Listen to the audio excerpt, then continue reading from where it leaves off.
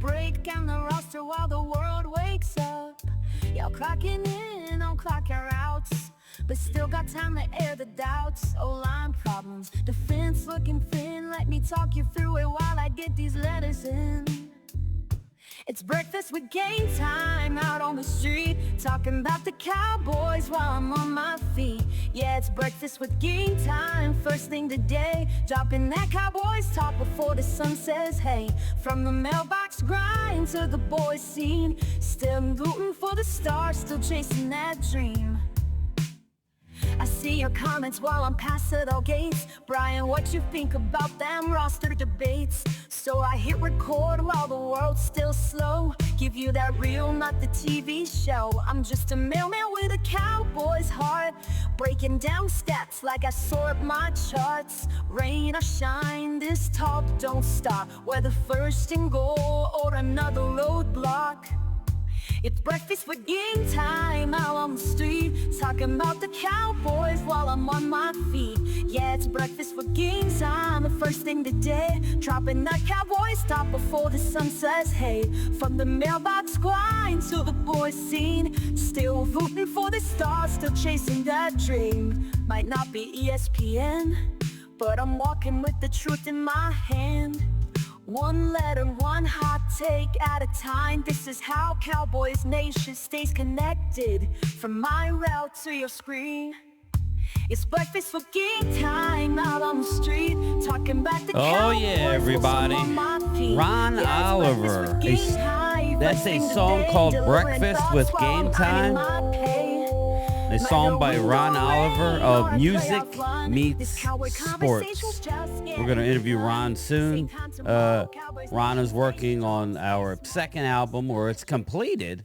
It's our second album that's completed, and he's got it going through iTunes and Spotify and Amazon Music to get all the approvals. He's working on some stuff for my partner, Primetime Phil.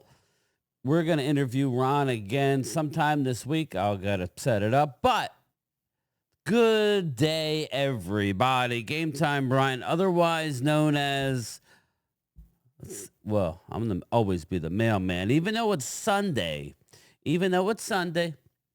I'm still the mailman. But there was a time, actually, the post office does deliver on Sunday, just not mail. We got employees on the clock right now out delivering your Amazon packages. Yes, Amazon Sunday through the post office. Go figure. But I digress. Good day, everybody. It's a frustrating time to be a Cowboy fan. I feel like I had made an analogy in one of my videos where it's like, all these great things were happening to the Cowboys compared to last year. Again, all the trolls aside, compared to last year, we did not sign any player until after the NFL draft, and then it was not right after. It was literally heading into training camp, and in training camp, we just saw a lot of guys leave last year before the year. We were very thin. Injuries happened, and the rest was history. A 7-win season came in. The good part of that is you didn't have a lot of players that were playing due to injury. We got a high draft pick.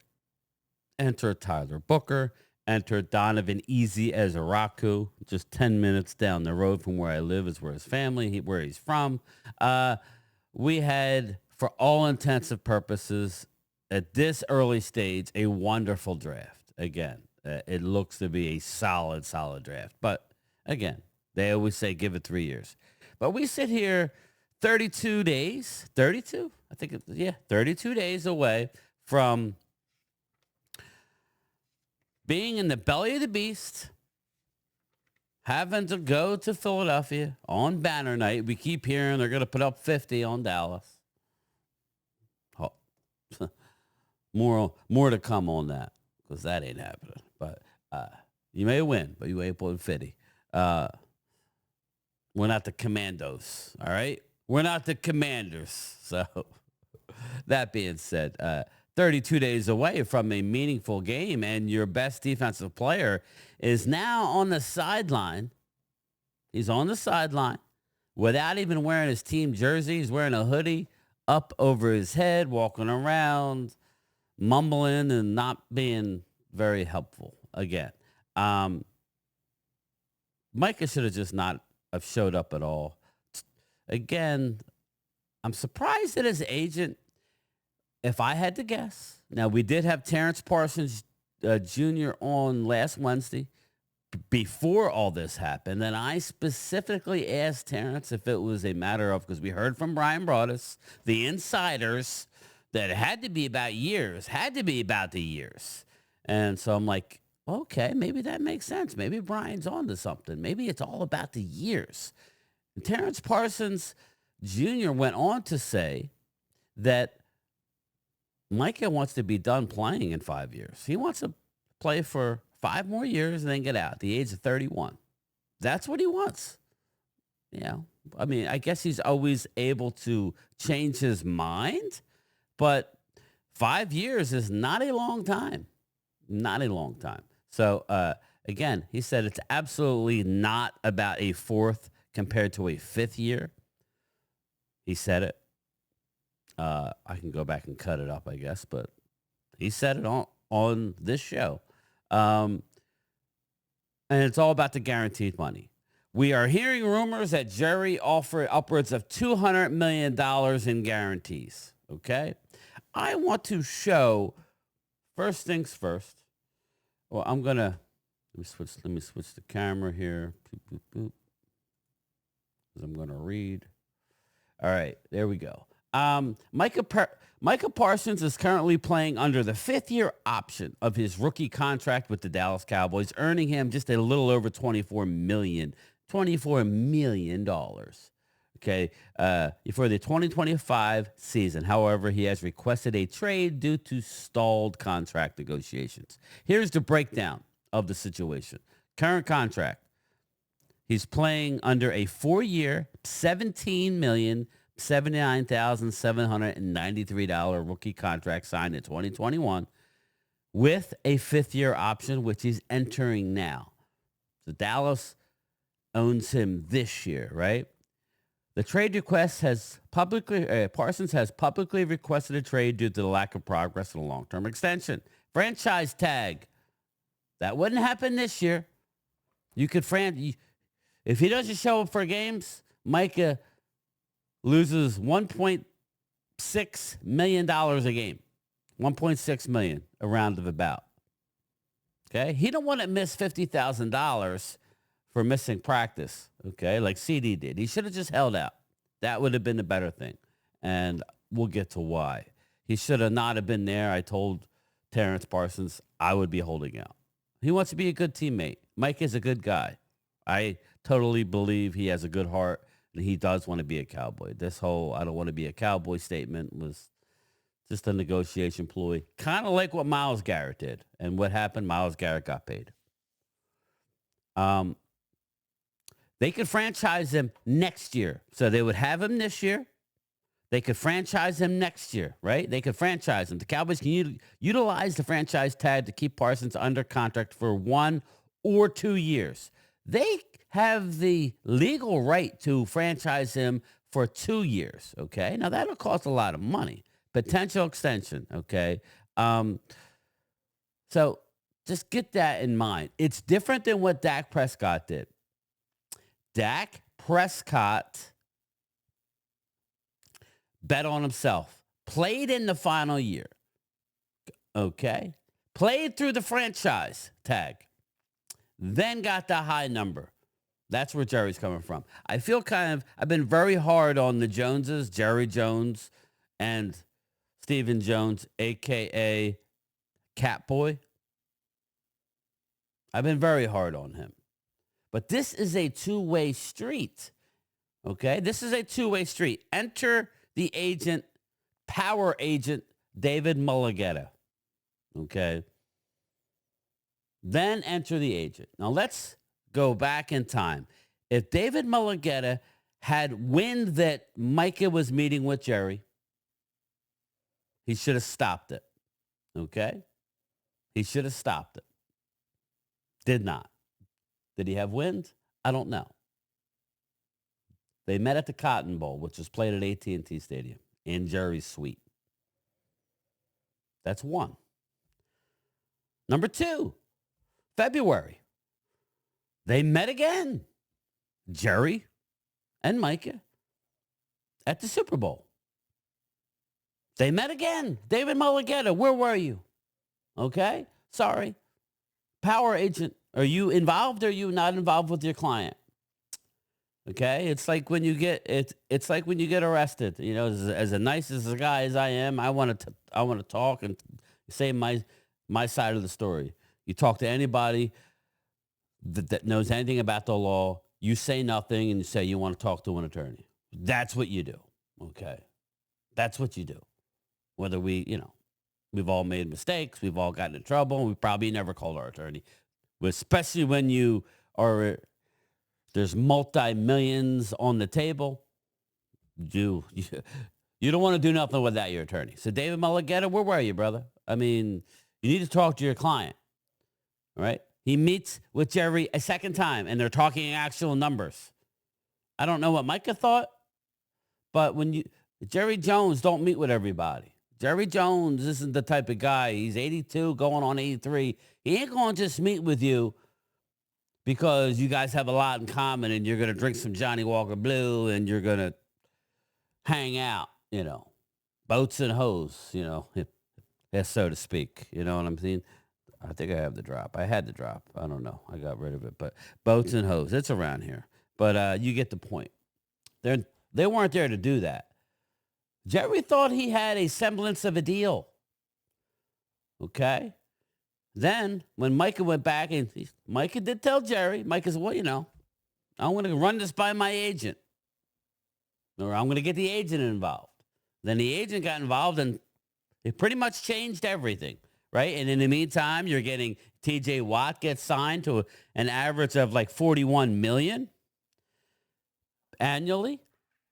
And what's going on here is the agent is projecting forward. Any contract that gets done is going to be tacked on after this year, okay? So they're looking at where the number is going to be next year, okay? And they are reaching for the stars. But what David Mulligetta he's not on the same page with his client, and in my opinion, because, and I'm sure people, you don't know what you're talking. Okay, all right. That's fine. That's just called an opinion. This is why I have one. He's not free. Dallas, it would not be good for the salary cap in the short term. This year is not a big deal. Okay, yeah. If they sign Micah and restructure the deal, he's going to get like $200 million in guarantees. He's going to get a monster signing bonus. Monster. 90 million. I'm hearing 90 million in guarantees. I mean, at the due at signing. Again, this is where Micah needs to step in. You are not free technically by law. By a mutually arbitrated agreement by the players union and the NFL for 3 years. And yeah, it would be expensive, but it would still be cheaper in the long run to sign Micah to a 3-year or just ride this out, right? Maybe Micah would take a 3-year deal, You know what I'm saying? But I doubt it. He wants one contract. He wants to be a Cowboy. He just doesn't like the fact that Jerry's not talking to his agent. Again, T.J. Watt, Myles Garrett, who earned around $40 million a year. I'm hearing Mike is asking for 45. It's not like they want to go 41 or 42 or even 43. They want to just blow it out the water. Again, you're not at the Dak Prescott stage where you played your 5th year, you played through your franchise tag. Dallas wasn't going to franchise tag a second time due to the enormity of the contracts for Dak Prescott at the quarterback position. It was just, and that's going to happen with Micah, but it would still be cheaper than what we're hearing. Not cap-wise, because you can't spread that out, right? If you just franchise tag, it's all on the cap each year. So that's the difference. The negotiating standoff Parsons' agent, David Mulligata, has reportedly had limited communication with the Cowboys. Again, limited meaning he's probably trying to do a fully guaranteed deal. Okay? In the world of sports, a fully guaranteed is asinine, especially in football. It's not fair to ask for it. You could ask for it, but the Cleveland Browns screwed this up for everybody. Absolutely screwed it up for everybody because look at the nightmare they're dealing with Deshaun Watson. It's only money. I get what you're saying, but not when there's a salary cap. Okay? Yeah, the Cowboys' stances have publicly stated they have no intentions of trading Parsons and are confident that they can resolve the situation. I am confident, but as I just texted back Philly, who had texted me this morning. I don't want to text, or last night, but he's West Coast, so I don't want to wake him up. But he sent me a trade proposal for Micah. I said, not really. I like the 2 ones, and I think it would, for me, it would start at 2 number ones and probably a 2 and a player. That's probably where it would be, but I don't think that Dallas is in that mode right now. Micah's a one-of-one player. We could argue whether we would trade him or not. Mike is like, it would then change to, well, I'm not going to sign an extension with that team. I'm not going to sign an extension with that team. I'm not going to sign an extension with that team. Basically limiting where you could trade him. So he's not going nowhere. Again, this is what happens when agents get involved. I support agents. I do. But let me just run down David Mulligata's, let me run down some of his clients. Deshaun Watson, a 5-year, $230 million deal with the Cleveland Browns, all of it guaranteed. All of it. And he's missed multiple years. That's just flushing money down the toilet.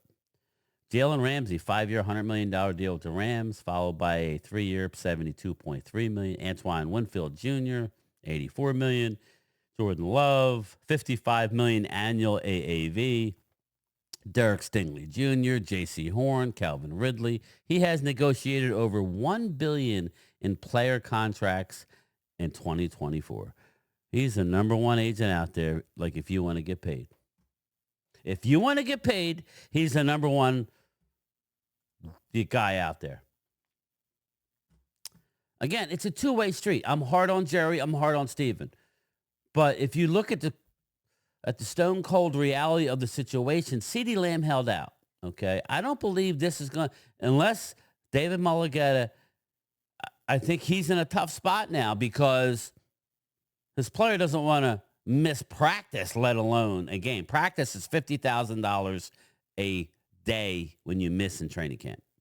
Once the season starts, it's game checks, 1.6 million. It might be more, but I think I heard $1.68 million a game. Mike is not missing that. He's not. So he doesn't have all the power that he thinks. He's not in a Dak Prescott situation. But enough is enough is enough. Let's listen to Jerry himself. I will stop and commenting. This will be a little bit of a longer video. I just wanted to be one of the few people who are pointing out that the Cowboys, although we all agree how they handle contracts isn't the way we would want to. My main thing with how the Cowboys do it, I was telling this to Ultra Cowboy. I was saying, I don't like that.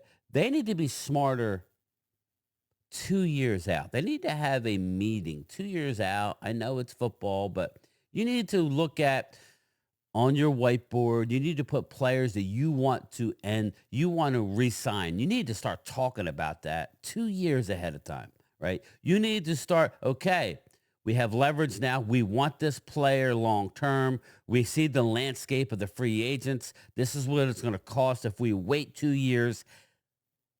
They need to make a decision on if they want the player long term earlier than what they're doing. Not wait till the last minute.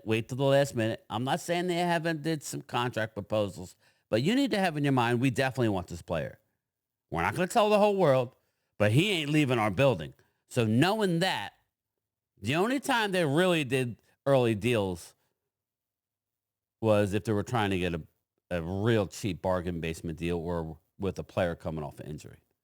So that's my main problem with the organization, is not identifying their stars and paying them earlier.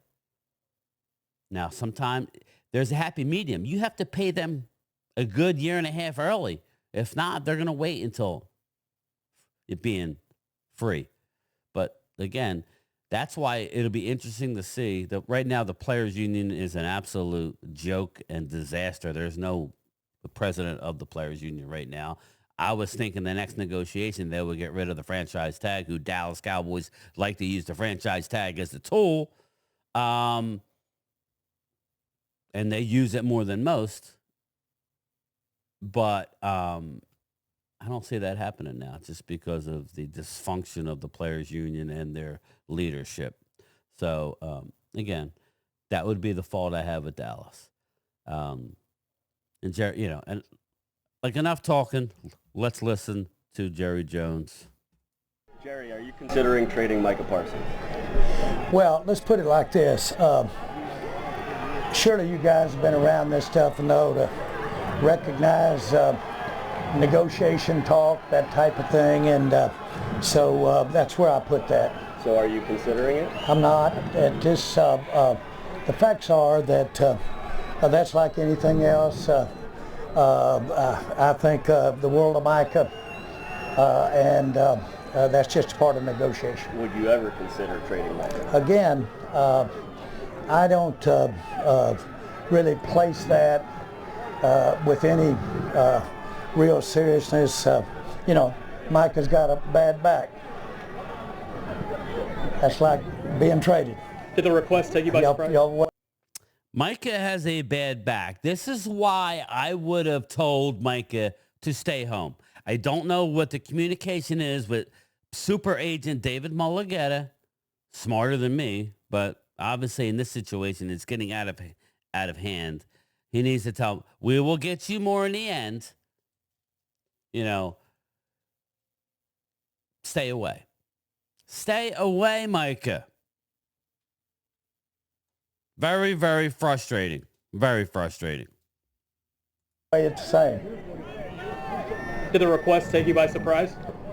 Again, no, that's negotiation. I've heard that so many times in my 30 years in the NFL about from not just players but agents, and of course we all understand contracts. We're under contract.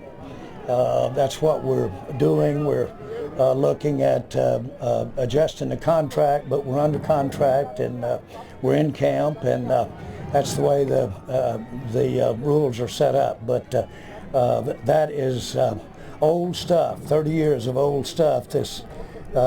Some of these issues we're hearing about trading, hurt backs, all that kind of stuff. When do you start negotiations with his people, Jerry? Again, I've started negotiations in March. With his agent? I said I started negotiation in March, and I've negotiated double handfuls of contracts just like I did in March. He thought it was Again, are you asking me? Yeah. I started that in March. I visited with him in negotiation. My question is, he thought the meeting was about leadership, not about his contract. It's my answer. It's my answer. I was negotiating in March. Are you surprised it's gotten to this point? Not really. Not really at all. This is just negotiation. Well, and here we go. Like I said, they thought they had a deal in March. Again, that's him writing it on again, Jerry has to take some responsibility for, well, he don't have to. He's 83 years old. That's how he's looking at it. He ain't bending for nobody. But I'm liking the fact that the locals are getting in on him a little bit. I kind of like this. I like what I'm hearing. Is there really... Have you talked to him at all since? Again, I sat with him at the Big 12 Conference Championship, sat with him at the Super Bowl, so Mike is easy for me to talk to, and we've had good talks, and we had a good talk regarding negotiation of the contract, the way I have many players. And I don't need to remind you, we've had some great players around here that wanted to renegotiate their contract. We didn't. Put it off to another year, and so that's where I am on it. But it's any of the stuff that you hear in the process of a negotiation, you can imagine I should take that for whatever. Do you expect him to be on the field week 1? Again, I don't want to talk about my expectations. Now that is speculating, but I can speak to anything that's happened up until now, and that has no sensitivity to me. Is it good to see him still at practice, though, even though he made that demand, but he's still out here? Well, I wish the back would get better. You wish the back would get better. Just a real quick point on the back. You know, this whole back thing, you could do it in training camp, and Dallas does have some recourse. This will not happen in the regular season about a stiff back. That is breach of contract. There are a multitude of things you could get in trouble for basically lying. Now, you know, again, to the Cowboys' credit, they're allowing him to do this. They could say, Micah, if it was a lesser player that they didn't necessarily have to keep, they would be fighting for every dime of what they're paying him and what they're not getting on the practice field, okay? But you could rest assured, he will not be there with a back once the games start. That's not going to happen. Micah knows that. The Cowboys know that. There will be a serious... that's why you really don't want Micah to play right now, because we don't know, is Micah the type of player that's going to say, "Ooh, I can't play, coach"? That's only devaluing him. I don't think Micah would ever do that. He loves the game of football too much, but I don't know Micah. I talked to his brother, and, you know, it seems like... Hold that thought. Back is not... Again, I just said I wish the back would get better so we could not have a hurt back. You talk about 30 years of these types of scenarios. Is there really nothing different about this one from the others? Well, it's just that you've seen it so often, and you've seen it with other clubs. You go through the process. It's a highly sensitive time when you're guaranteeing somebody almost $200 million. That's sensitive stuff. When the season ended, we talked to you about Mike McCarthy and him potentially talking to other teams, and you said you don't want anybody that doesn't want to be here. Micah Parsons says he doesn't want to be here. How is that any different? No different than a bad back. Did you decline to negotiate with him last year? So basically what he's saying, Mike is lying about it. It's everything is a negotiation right now, which is why Mulligetta should have told him stay home. We don't plan on reporting. Okay, yeah, it would have cost him money now, but Mike is already on record saying he's been made some money through Bleacher Report and endorsements over the last couple of years. It's not something you want to do. But again, I think you bring this on yourself when you negotiate and meet with an owner, not once but twice, without the agent, and then the agent coming in with numbers supposedly that far exceed what they were even talking about. So that's the issue. And let's not forget, Mike is under contract for this year and could be franchised for 2 more years. So from the Cowboys' standpoint, they have the leverage. Okay, they do. He's a young player. You need to give off a little bit. You need to meet a little bit. David Mulligetta doesn't seem to want to meet at all. He has a portfolio that he needs to uphold, and he's more worried about his portfolio. Say, well, look what I got this guy. Look what I got that guy. Not so much worrying about Micah. Maybe it's Micah saying, no, I thought about it. I want every last cent. I want to be the highest paid by $5 million because this is my last contract. We heard it from his brother. The last contract of Micah, most likely he's retiring after the contract. So don't forget about that point. That's big. What? Did you decline to negotiate with him last year, like you said? With who? With Micah last year? With who? Micah? Yeah. He said you wanted to negotiate last year, and you guys... I know you misheard me. I don't think we got any negotiations last year. Closest thing to last year was March of this year when we had a good negotiation. He said he wanted to talk before last season. Do you recall anything about that? Well, again, it could very well be. It's what he wants, and so that could cover a lot of ground. When he put out the note yesterday saying he'd asked for a trade, did that make you angry? Not a bit. Not a bit. I can't tell you how many hundreds of times I've heard that negotiation. Jerry, what do you think of all the fans chanting his name and kind of supporting him and hearing them all screaming out there? It was just so much louder last year walking off this field with Lamb. Have you talked with Micah in the last 24 hours? No. Do you plan on getting with him at our... Again, I don't get into what my plans are at all. Do you think this relationship is salvageable? I think the relationship is what it is. What it is. Period. What is it? What it is. Well, it's our relationship. I sat with him at the Big 8, Big 12 championship. I sat with him at the Super Bowl. I like Michael. So for you, nothing's changed. So many times in the past when you've gone through these negotiations, when you had him in here, it always usually ends with the player you want and the contract and a good number. I'm glad you brought that up. I'm really glad you brought that up. It seems like that we forget that it's been less than a year, and I paid the highest been paid in the NFL to Dak, and I paid a big price for Lamb. And anybody that says I'm not interested in financially rewarding my players hadn't been looking at the tea leaves. And so there's always negotiation, and the negotiation is to put the best team on the field. And it's many times it's not even a question of deserving. And in today's salary cap, you've got to have either or. You can't have it all. And so all those things go into the, so to speak, the equation. And the art of the deal is to get the best players out there for the resources that you have under the.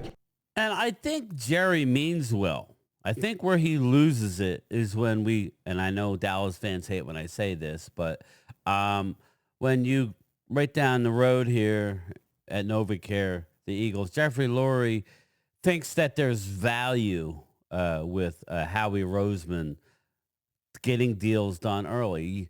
Like Micah came to him 2 years ago, and in Jerry's mind, I drafted a player in round one, right? I think at number 11. I think it was 11 or 12. I think it was 11. Micah was drafted. They traded down, still got Micah. They got lucky with Micah. They evaluated the player, but remember they all wanted Patrick Surtain, or J.C. Horn. That was the deal. And they both went. Then they traded with the Eagles to get Devontae Smith. They dropped behind the Giants. They got, and then Dallas got Parsons. In Jerry's mind, you're under a deal. I'm gonna. You kind of like what he did with Dak, I mean, I'm going to use and abuse you. But the problem is the players start to feel that you don't have their back, right? If you address some of these players earlier, I think especially as good as the Cowboys draft, and the reason why we're having this problem with CeeDee Lamb, again, CeeDee Lamb was not a top 10 pick, okay? There were other receivers, again, CeeDee Lamb, Osa, took a team-friendly deal. It was a lower-round pick. Dak Prescott, 4th round. I mean, it goes on and on. Trayvon Diggs, 2nd-round pick. He didn't want to negotiate with Micah and that's where I think the flaw is with their thinking. They need to roll the dice a little more and get these contracts done a little earlier. You're not always going to win. The player's going to suffer injuries, and that is what it is. But you just need to keep doing it. But that's where Jerry's like, I didn't really want it. He ain't telling you, but I'm sure Micah reached out about a deal. Yeah. And so that's what we're doing. That's what this is all about. But I'm here. I do what I do. I love these guys. Frankly, I could be any place in the world, and I want to be right here. I want to be right here with camp. I enjoy these players. I enjoy Micah. But as always, in any relationships, there are different moods at different times of your relationship. That's what it is. Don't lose any sleep over. So just to be That's the clear, one thing I would say to our fans. Don't lose any sleep over. just to be clear, you don't feel the relationship has changed at all from the Super Bowl Big 12? Again, I know my attitude, and my attitude is the same one I've had. I think the world of Micah. He's an outstanding player. He can really help us, but he's got to fit in with what's in the best interest of the team, and that's what the negotiation's all about. When you see frustration from players like C.D. Lamb on social media, even though he was, to your point, going through this exact thing a year ago, there's players on the defensive side of the ball that are changing their Twitter profile pictures to pictures of Micah in solidarity with him. Are you concerned with the way that you are viewed in the locker room by these players that seem to be frustrated with the way that this is going? Not in the least. Have you been in our locker room? Well, yeah, surely you have. You've been in there. Have you been out to? Have you been out to the Star and been out there? I don't take a back seat to anybody on how I treat players. Is this all fun for you? Any place. Is this fun for you? What? This whole ordeal? Well, I've chosen to do this for my life, and this is important to me, and to spend the time that I spend doing it, and all of that is important. But it's important to me to get the job done in a way that fits what we need to do as a team. And so, if everybody had the ability to take an existing contract and just say, I disregard it, this league would be chaos.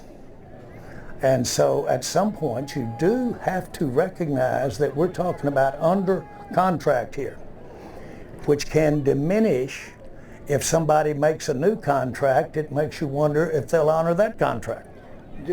Because they're both the same paper with the same signatures on them. So you have to work through the integrity of the agreement. And we're under contract here. And we've got future. I wouldn't be standing here with you if I didn't think we had potentially had a great future with Micah. It'd be a waste of all of our time. So we're in good shape. This is negotiation. But make no mistake about it, life has to go on. If something happens to me or anybody else, life does go on. This thing called the NFL, it's not about one person. You keep bringing me included in a big way. You keep bringing up, we have a contract, which to me is kind of disingenuous because CD had a contract, Osa had a contract, and you still gave them new deals or gave them extensions while they were under contract. Dak had a contract, right. Lawrence had a contract, right. And we didn't do the new deal with the contract. Right. That's what I'm saying. Yeah, see, Clarence Hill likes to pick and choose. Clarence, Dak had a contract. Dak was on board with waiting, right? Dak waited. Didn't like the terms, waited, betted on himself, won. Okay? DeMarcus Lawrence didn't like the 1 year, $10 million that Catboy offered him, waited,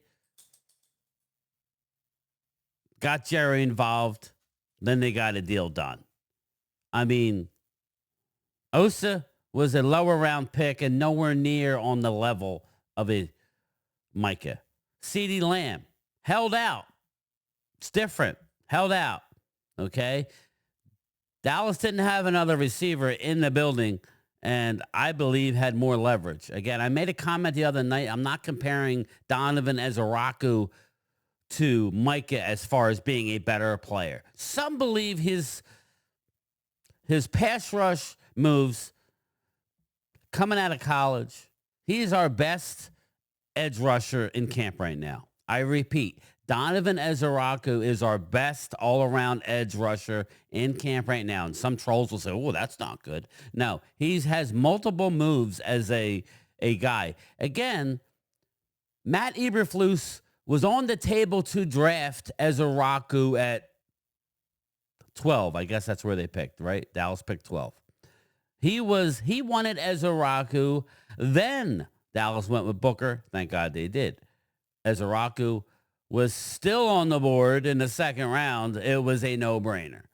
different situation. There was nobody in Cowboys camp last year that was anywhere near what they have at the defensive end, arguably the most stacked position that they have. So, anyway, let's go. But pretty recently, Dak. And what I'm trying to say is we've done it both ways.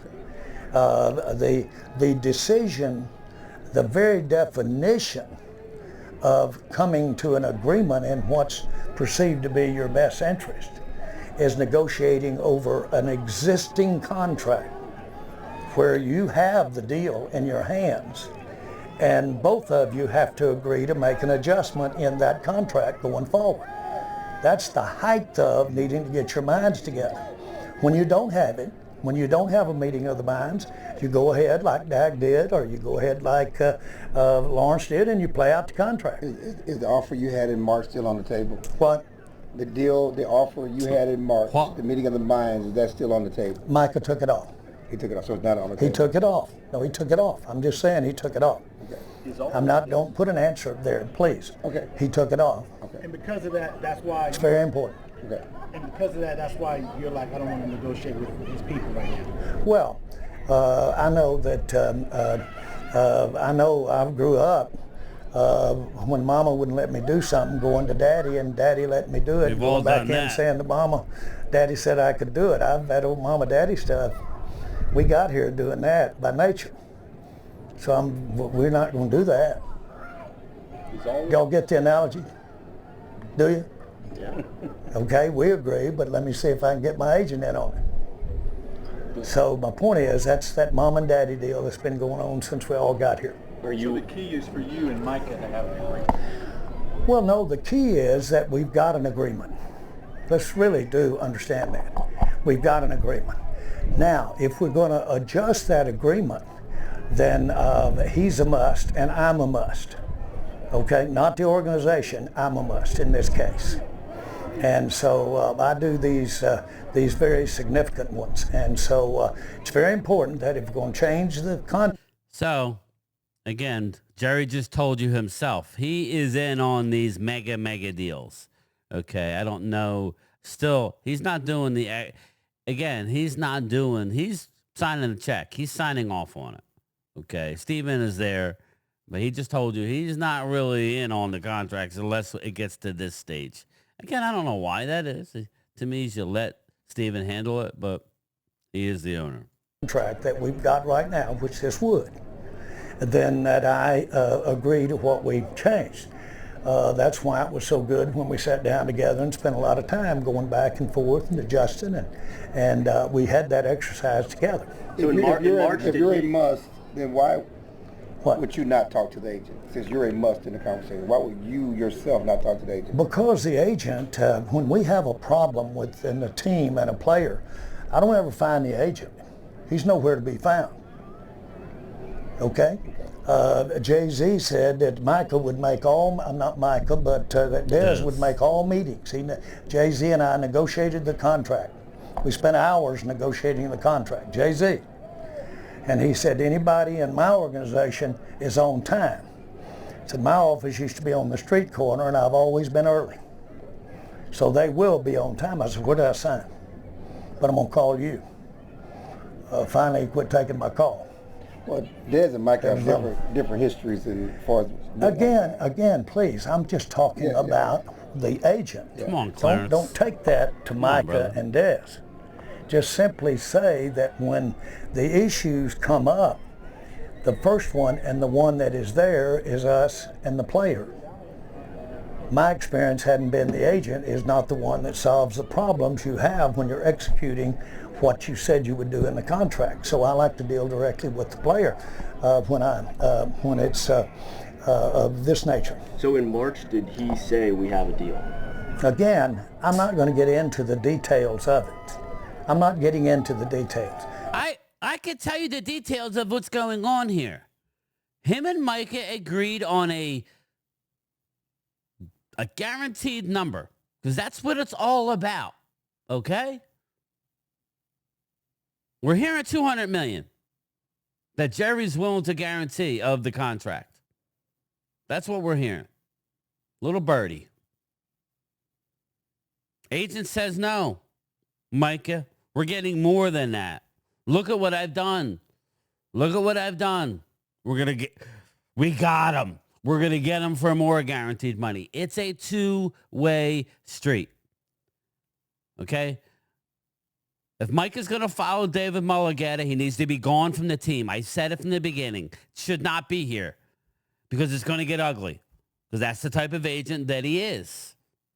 You can't have it both ways. You can't get an agent like that. Now, if you're going to deal with Todd France would tell his guy, how much do you think you're worth? Then I'm telling you to play under the existing contract, revisit it in 3 years, and you're going to cash in like Dak Prescott did. Mulligetta wants it now before he has any leverage. I think I was asked the question, have we negotiated? Have we negotiated directly? And that is an emphatic yes, we have. All right, we got to go. Okay, guys. Positive for the organization. Excuse me. You've done this obviously several years now, going back to Dez, Zeke, obviously Dak and CD a year ago, now Micah. Do you see this protracted process over the course of training camp as a net positive for the organization? Well, I can be cute, and I'm going to be. It lasted into the third game with Emmett, and we won the Super Bowl. So. Yeah, I don't want to hear that. I don't want to hear that. I want to see Micah rushing off the edge against the Birds, all right? Because I don't want to hear that, Jerry. Stop it. That's a non-salary capped era, Jerry Jones. I know this video is long. I don't care. That's a non-salary capped era, Jerry. Get him in here. Figure it out. But we are hearing $200 million in guarantees. This is going to be a record. It can be. But again, that's to call a negotiation, parts of it positive, parts of it negative. They're positive if we can come to an agreement that fits, what we've paid other players, what we're going to pay other players. All the things come to an agreement. What y'all don't know is what I offered him. And it's a hell of a lot more than you think I did. That's what you don't know. There you go. What was that? Again. Good try. I like that guy. Of course not. TJ. Of course not. I'm just trying to say to you, we're all walking blank. We don't know what that number and terms were, and that's not appropriate right now to get into it. But my point is, I reached. Wow. Okay. Make no mistake about it. I reached.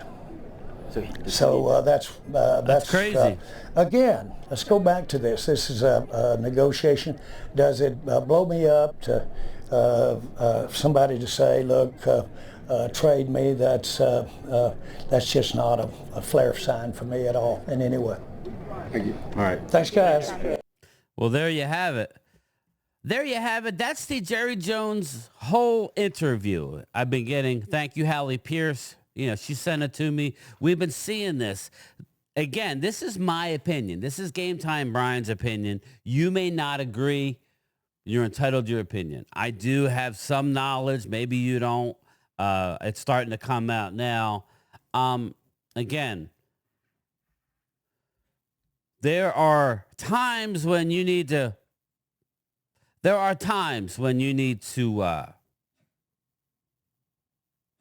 get rid of the agent. I'm sorry to tell you. I'm trying to pull up some information real quick.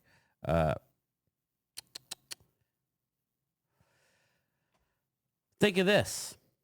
Cincinnati Bengals wide receiver T. Higgins and his agent David Mulligetta have parted ways, according to Kelsey Conway of the Cincinnati Enquirer.